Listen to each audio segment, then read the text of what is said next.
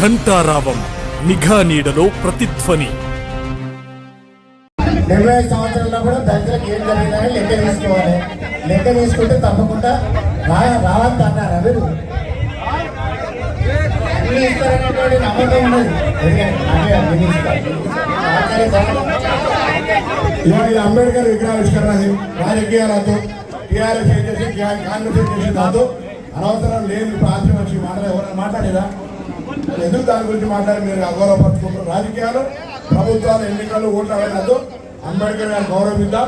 దళిత సంఘాల సమయం ఏం చేద్దాం చెప్తాం. కానీ అవి ఎందుకు ఖాళీగా ఉండదు.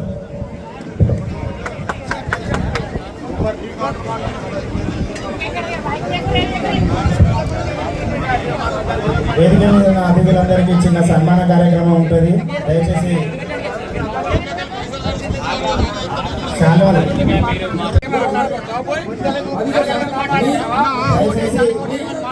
దయచేసి వేదిక మీద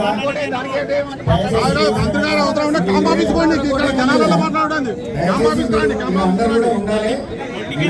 అవసరం ఉన్నది. తప్పకుండా పెద్ద మందులు 420 హామీ ప్రభుత్వాన్ని అడగాలి.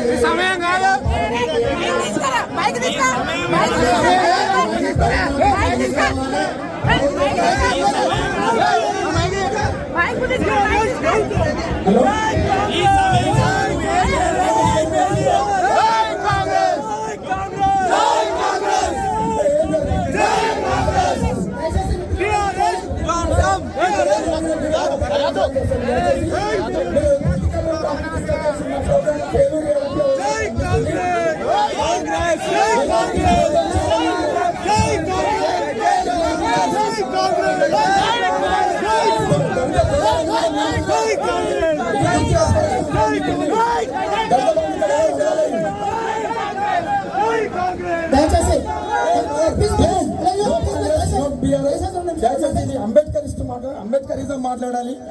దయచేసి